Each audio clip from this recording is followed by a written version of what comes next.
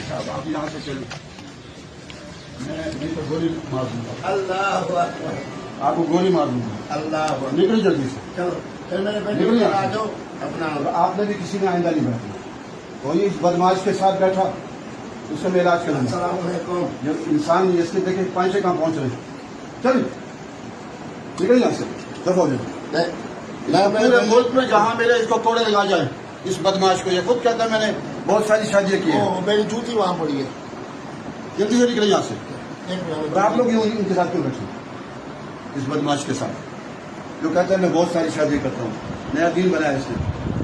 काकान लाल मस्जिद में आपने नहीं आना।